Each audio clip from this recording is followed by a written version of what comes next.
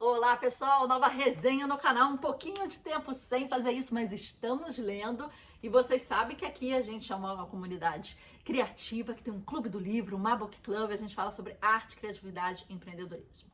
Invariavelmente a gente lê algum livro de ficção que a gente acha que pode ressoar no seu desenvolvimento e nos seus insights. Para o artista, para o criativo, você beber de diversas fontes é muito importante. Então eu apresento para vocês Flores para Algernon, de Daniel Keyes. Me foi indicado por várias pessoas e eu li. É uma ficção científica escrita como conto inicialmente e ganhou o prêmio Hugo de conto em 1959. E aí depois ele, o Daniel, que já viu que o livro foi, assim, o conto foi bem legal, ele decidiu escrever um livro baseado no conto, 1966. Daniel Keyes trabalhava com Stan Lee nos quadrinhos e ele teve essa ideia que ele resolveu fazer o seguinte: vou guardar para mim.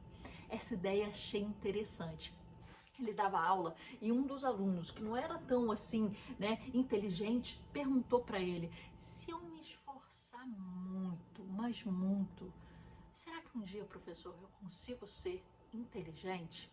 E a partir dessa pergunta de um aluno, ele começou a desenvolver a história.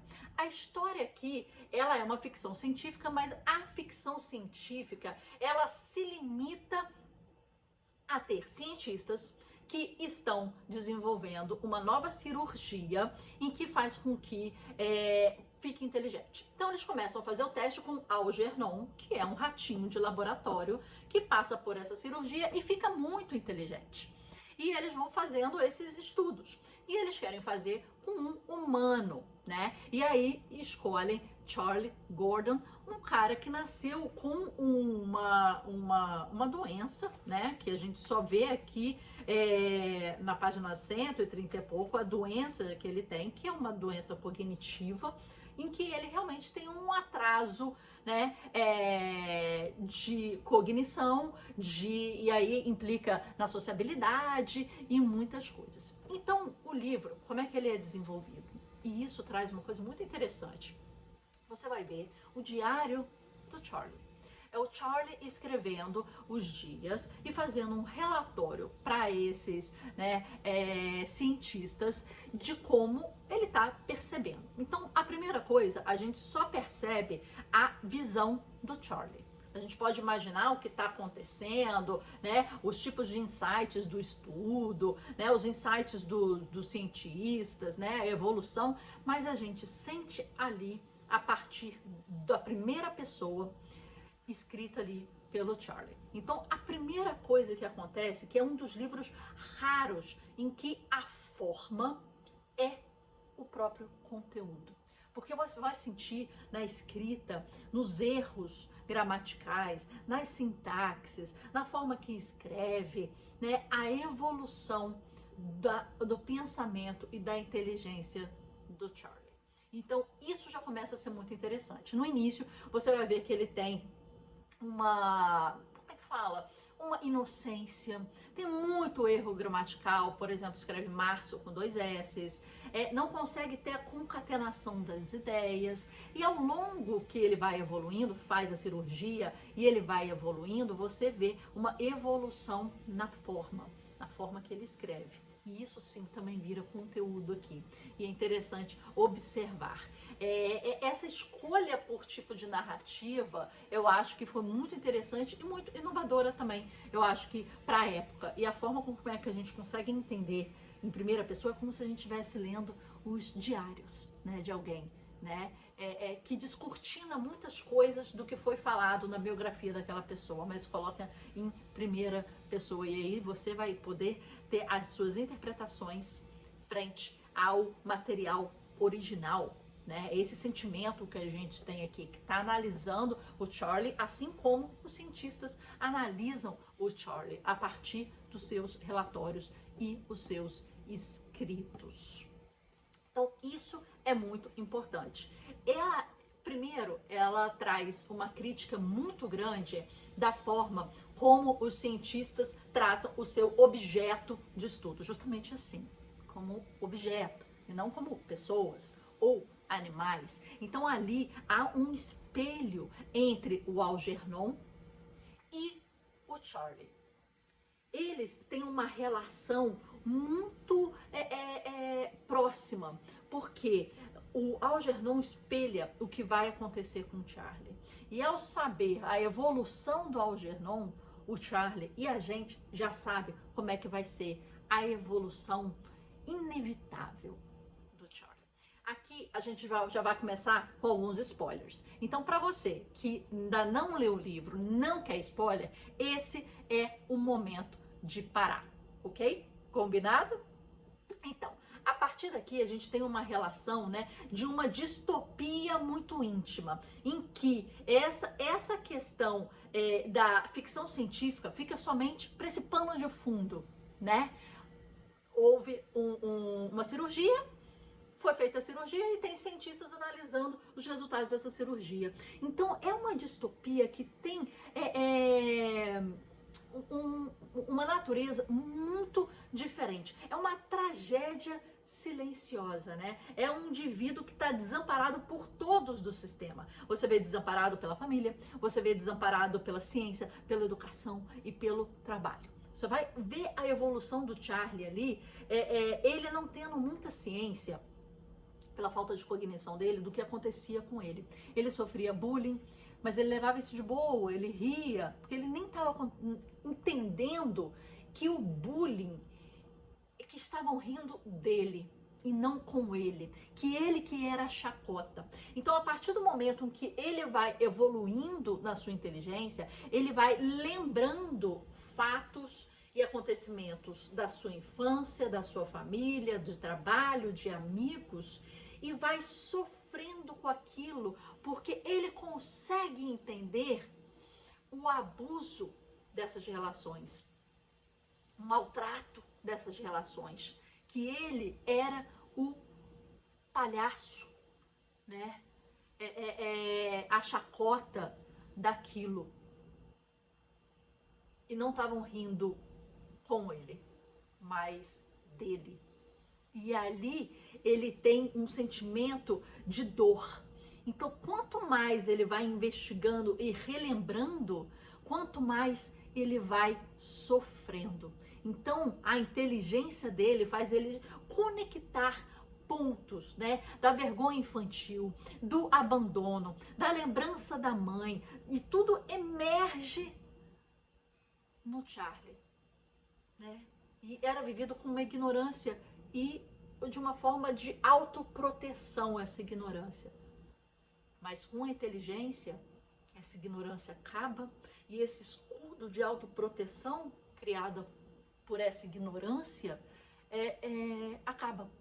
Então todas as dores daquela infância vêm, daquele trabalho vêm, das relações interpessoais, amorosas, vêm sem nenhum escudo de uma inteligência uma falta de inteligência que blindava, uma ignorância que criava um escudo protetor para ele.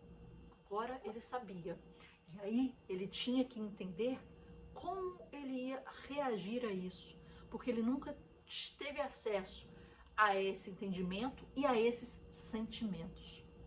Então ele abriu uma porta, né, muito sensível, né, dessa inteligência. Quer dizer, se perguntando, mais inteligência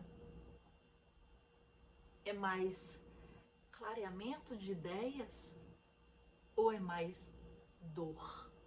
E aí você vai numa viagem de evolução psicológica e cognitiva do Charlie, que chega a fazer concertos de piano, que chega a saber mais de 17 línguas, que chega a passar muito do conhecimento dos próprios cientistas, e ele começa a questionar os próprios cientistas. Como é que alguém tão burro assim fez uma cirurgia desse nível? Como é que alguém tão burro assim foi responsável por isso? E como é que alguém tão burro assim tá dando palestra, tá à frente, à frente de seu tempo? E ele começa a questionar esses caras. Ele começa, né, a tentar deixar registros científicos em seu relatório de como ele pode ajudar. Você sente ali, né, que existe um movimento cíclico nessa história. Ele começa com essa dificuldade, com erros gramaticais, depois ele se eleva, ele passa dos próprios cientistas que estão cuidando do caso dele, ele se eleva num nível muito grande, ele tem uma decepção, entra numa depressão, entra numa falta de entendimento consigo mesmo, entra numa agressão e agressividade muito grande com as pessoas que o amam, que estão ali lutando por ele, porque ele não consegue mais entender, e ele começa a seguir o caminho do Charlie, do Algernon, que é o ratinho, que também é incompreendido, fica irritadiço porque não se sente encaixado na história em que era dele. E aí ele começa a ter o que eles chamam que é uma dissociação. Ele começa a ter como se fosse uma paranoia dissociativa, em que ele começa a se entender como dois. Como se o Charlie de antes, né, inocente, ignorante, mas ainda assim puro, com humor, você vai ver muito humor no início do livro, ele tá ali dentro. E é como se fosse uma briga entre esse Charlie que tá aí dentro, como se fosse uma dupla personalidade, entre esse Charlie que tá ali dentro e o Charlie que está em controle agora, com o controle racional. Então existe um duelo de sentimentos e existe duelos da cognição. E parece que ele mesmo, no discurso dele, dos relatórios, ele vê essas duas figuras e ele questiona esse Charlie que está ali dentro, que ele está tendo que fazer morrer ou deixar aprisionado numa gaiola mental, né? E não deixa ele passar. Então ele começa a sofrer essa dissociação e ver esse espelho que a gente falou antes, né? Que ele se espelhava no Algernon, e no início, olha que curioso, ele perdia do Algernon nos labirintos, né? E aí eles falar de uma forma tão assim engraçada, tipo, não sabia que rato era tão inteligente. Tô perdendo para um rato. E o Algernon tinha uma inteligência de sair de labirintos e tal, muito maior do que ele, e depois ele passa o Algernon. Mas ele entende o Algernon como um amigo.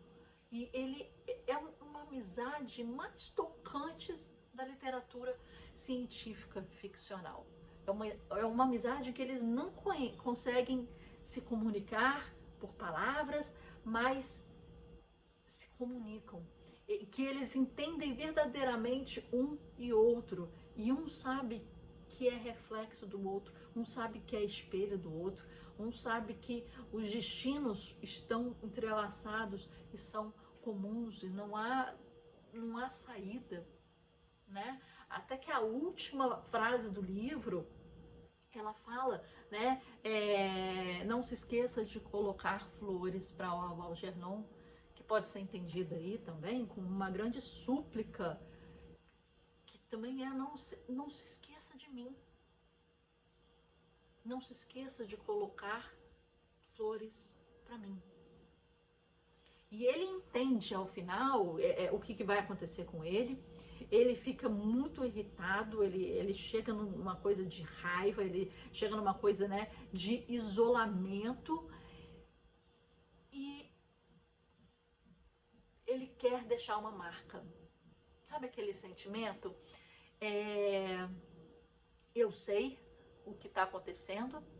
Ele ganhou uma inteligência tão grande que isso foi a pior coisa que aconteceu na vida dele emocionalmente, né? E ele conseguiu o que ele queria, ser inteligente. Aí ele volta a visitar a mãe, ele volta a visitar a irmã, ele vê que o pai já faleceu, ele volta para tentar entender e montar esse quebra-cabeça que ele não tem, que ele nunca se preencheu.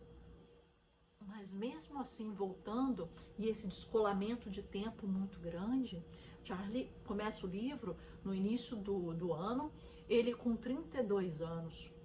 Não é por nada que ele tem 32 anos, na véspera de fazer 33, na véspera de ser o escolhido para o experimento, 33 anos, né, uma data simbólica na religião. E você percebe que ele tenta fazer um encaixe frente à sua família, mas que quando ele volta a essa dissociação de mais de anos e anos sem ver a família, sem estar com a família, e ele não se entende mais naquele núcleo. O pai já é falecido, a mãe já tem Alzheimer, então ela começa um processo de esquecimento. E ele chega tarde demais, quando ele não consegue ter uma conversa lúcida com a mãe. A irmã está desesperada porque tem que cuidar da mãe, o pai é falecido e ela está sozinha e ela pede ajuda do Charlie. E foi uma pessoa que nunca entendeu porque isso aconteceu com ele, mas que ele sempre a colocou como garota mimada, garota chata, garota pentelha, garota que não me queria, mas era coisa de criança, era coisa de briga de irmãos de criança. Aquela irmã sempre sentiu saudade dele, sempre quis ter o ombro de um irmão mais velho. E não conseguia entender o que tinha acontecido com ele, por que ele tinha sido expulso da casa, por que ele era um medo, por que aquela mãe e aquele pai tinham tanto medo dele, tinham tanta vergonha dele, que chegaram ao ponto de expulsá-lo do convívio da casa e deixar aquele menino à deriva no mundo, aquele menino com problemas, né, dificuldades, mas à deriva no mundo, à deriva. É muito duro o que ele passa, antes e depois. Só que antes, lembra, o véu da ignorância o protegia e deixava ele ainda uma pessoa muito doce, muito alegre, né, e esperançosa. E ao ponto que quando ele ganhou essa sabedoria e essa inteligência, né, ele se tornou uma pessoa mais sem esperança, mais depressiva, ansiosa, agressiva, né? E você vê a dor nascendo juntamente com a inteligência. E a gente se pergunta, com a inteligência vem o quê? Nesse caso veio muita dor para ele. É como se fosse aquela dor que é daquela luz que bate nos seus olhos e te clareiam, mas te deixa até... caraca, o que é isso? E você começa a ver o mundo nu e cru. E você sofre com ele. Foi um livro que, eu vou te falar uma experiência pessoal. Eu tive que sair de casa para terminar de ler o livro. Você sente esse sentimento? Eu não queria ler aqui sozinha, isolada. Ele passa por um momento de isolamento dentro de casa, que ele não deixa ninguém entrar, ninguém ter contato com ele, porque ele já começa a não ter os movimentos, ele já começa a não se lembrar, ele já começa, né, a ser uma pessoa sem suas faculdades físicas e mentais. E eu falei, eu tenho que sair, tá muito frio hoje, eu tenho que ler no sol, eu tenho que ler vendo gente, eu tenho que ler. E aí eu fui pro parque aqui perto, li em frente a um lago com chafariz e patos e cisnes e gansos, e sentei ao sol para ler as últimas páginas. E foi uma coisa impressionante que eu fiz, porque, é claro, estou lendo em público, tem som, tem distração, tem pessoas, né? Tem gente querendo sentar onde você quer sentar. E a primeira coisa, eu sentei do lado da escultura do Paulo Gustavo e do Dor Nemini, no Campo de São Bento, em Niterói. Eles estavam sozinhos lá, as esculturas, ninguém perto. Sentei, falei, vou sentar aqui em boa companhia e vou ler. Aí daqui a pouco, como um ponto turístico, né, eu boba, começou a vir gente querendo tirar foto. E eu saí. E eu falei assim, olha, faltam algumas páginas. Então eu vou sair do Paulo Gustavo da Dona Hermínia e vou para frente do lago. E eu fui para frente do lago, num local de sol, mais isolado, sentei e comecei a ler. Quando eu estava nas últimas páginas, sentou uma senhora e uma moça do meu lado. A senhora de 82 anos, a moça personal trainer dela, começaram a conversar, comecei a me desconectar ali da leitura, mas depois eu consegui concentrar. Eu terminei de ler chorando. Isso é raro, às vezes, em livro, né? Principalmente para mim. Eu terminei de ler chorando, impactada com o que aconteceu com o Charlie. Você lembra que era um ciclo, né? Você lembra que ele começa a escrever com erros e sem inteligência, ele chega num ápice e ele volta para esse momento. Então ele retorna, ele parece que fez um passeio e ele retorna para onde ele está. Parece que ele viu e ele parou de ver, sabe? E é triste, porque ele volta sem a inocência e a felicidade que ele tinha antes, mas só a ignorância, que não tinha mais o véu protetor. E aí a senhora começou a conversar comigo. Essa é minha personal trainer e olha as coisas que acontecem na vida. Essa é minha personal trainer e eu tô assim bem e consegui chegar na cidade bem por causa da cabeça. A cabeça que é importante, mas o corpo também é. E ali o Charlie estava se deteriorando. E a senhora levantou e fez vários exercícios na minha frente para me mostrar que ela conseguia fazer os exercícios, agachamento, levantar de braço, e eu vendo que o Charlie já não conseguia nem isso. O Charlie já nem conseguia escrever seus relatórios, ele tinha que falar para um gravador. O Charlie já não conseguia ter concatenação de ideias e lembrar o que ele comeu, o que ele fez e às vezes levantar do sofá. E a senhora de 82 anos, né, Charlie de 32 indo para 33, não conseguiram fazer isso. E a senhora, eu consigo, eu faço, todo mundo me elogia porque eu sou ativa, né, a mente funciona e eu consegui chegar até aqui, né, com as minhas faculdades mentais, andando, porque eu sou ativa e não sei o que eu. E aí que aconteceu? Um pombo fez um rajante na gente, fez um cocô líquido na nossa frente e a gente deu um grito.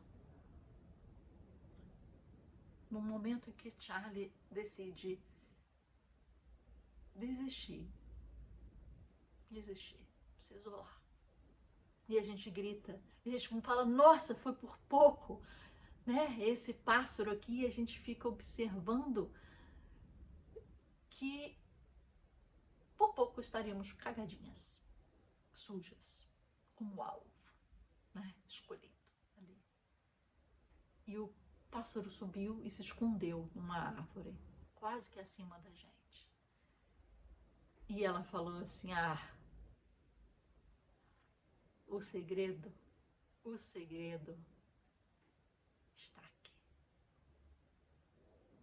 O segredo é a gente sair e viver e rir da vida. E eu entendi que o Charlie não ria, o Charlie não vivia e que às vezes um pouco de ignorância é uma bênção. Porque o mundo é muito cruel, é muito traiçoeiro, né? E, às vezes, a ignorância na medida é o manto protetor que a gente precisa para se proteger quanto às maldades, o bullying e conseguir viver com nossa saúde mental.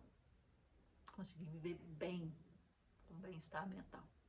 Esse livro, ele dá vários tipos de pensamentos, vários tipos de abordagem. A gente poderia falar de uma distopia íntima, a gente poderia falar como a família tratou ele, a gente poderia falar da questão do impacto da inteligência, a gente poderia falar do legado em que ele tenta deixar, a gente poderia falar até uma questão que a gente não colocou aqui, mas que quanto mais ele sobe na sua questão de inteligência, quanto mais ele deixa a sua religiosidade, quanto mais ele entra ali como a ciência, como um motor de muita coisa, e já deixa a questão espiritual, religiosa, né, a par da sua vida. E a gente poderia entrar nesses questionamentos. É um livro interessante para você ler e depois discutir com as outras pessoas, porque ele te fere, ele te faz doer e ele te faz entender, né, que às vezes a ignorância, na medida certa, ela é necessária para que você tenha até um bem-estar pessoal. E que as pessoas que são muito inteligentes têm que ver a vida e veem a vida de uma outra forma e tem que ter estômago para isso, sabe? Porque ele fala aqui, olha, tô com o computador aqui, agora eu sei o que eles estavam rindo. Eles estavam rindo de mim. A pior violência não é a ignorância, é o desprezo mascarado por gentileza. A inteligência e o saber que me foram dados não trouxeram nada além de dor, uma citação dele, né?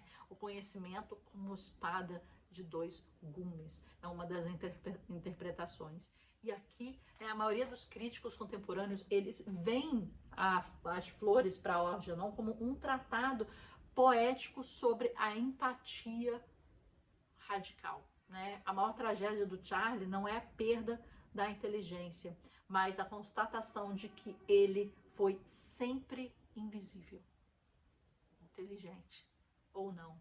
E quando finalmente pôde ser visto, foi por pouco tempo. E já não tinha mais tempo. É um soco no estômago, é uma leitura muito interessante, 1966. É uma leitura que suscita muitas conversas e é um livro de distopia diferente de tudo que você vai ler antes de distópico. Porque ele chega numa intimidade em primeira pessoa, do diário da primeira pessoa emocional. Para quem já leu 1984, né? É como se a gente estivesse com o diário do personagem principal, né? E não com uma narrativa, né, ali que fala sobre ele, mas que seja ele.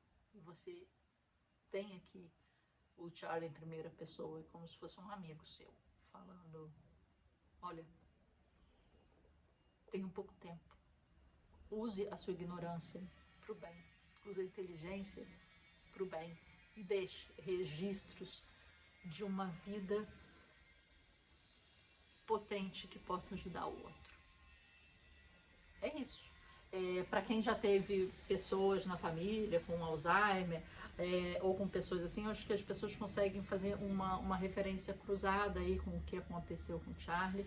Claro, né, guardando suas proporções, mas o que acontece com esse ciclo que a gente falou, né, da vida do Charlie. Então, assim, indico super, e aqui quando a gente indica livro de ficção é porque indicamos muito, tem nosso selo de qualidade e de indicação. Vale muito a pena ler, rapidinho, muito bom. E coloque a sua opinião. Se você já leu, coloque sua opinião ou sua dúvida aqui embaixo. Quero saber de você. Até a próxima resenha. Tchau!